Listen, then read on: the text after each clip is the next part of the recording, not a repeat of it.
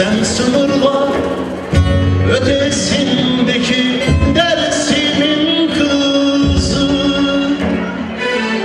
Sen yüreği sevgi dolu Munzur'un kızı. Denizler sırdaşım olur, bulutlar yoldaşım olur, dağlar bana dost olur ya. Bu can sana kurban olur, bu can sana yoldaş olur, bu can sana can olur ya. Dersim şahidim olsun, Munzur şahidim olsun, yer gök şahidim olsun ya. Bu can hep seni sevecek, bu can seninle yaşayacak, bu can seninle yaşlanacak ya. Sensin onun ötesindeki sevgili. Her gece meleklerimi yolluyorum sana, seni kötülüklerden korusun diye. Kıvırcık saçlarla yıldızlar takıyorum, ay ile birlik olup yolumu aydınlatsın diye. Düzgün babaya dualar ediyorum, sınırları kaldırsın diye. Her gün bir kuş istiyorum sana, göğsünün kafesinden kalbine uçan. Bir çoban yıldızı gibi aksın sana Türkiye'nin derin derya. Sokak şarkıcıları bizim türkümüzü söylüyorlar her gün. Ben seni uzaklarda sevdim diye ve ben sensizlikle ölüyorum. Bazen bir bağlamanın teli oluyorum, bazen kemanın yayıyorum, ülkeleri atıyorum sana. Bir mülteci gibi kendim, sensiz, tek başıma, yapayalnız.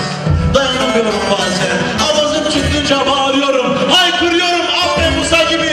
Efendi, mesela. Ama biliyorum, gün gelecek, o sınırlar kalkacak. Göğsü bir kafesindeki kuş kanatlanıp kanacak kalbine. Sen Dersim'in asi kızı, Munzur şahidim olsun, düzgün bana şahidim olsun, yer gök şahidim olsun. Bu can seninle yaşayacak, bu can seninle yaşlanacak.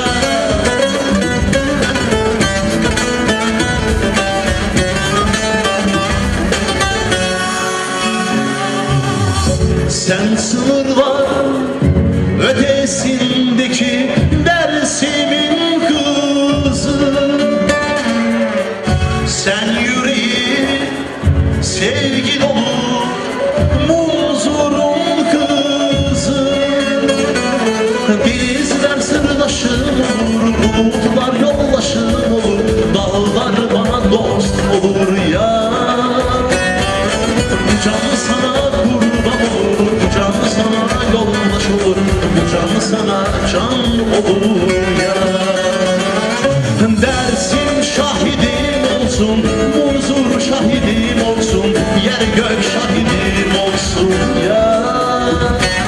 Bu can hep seni sevecek, bu can seninle yaşayacak, bu can seninle yaşlanacak ya.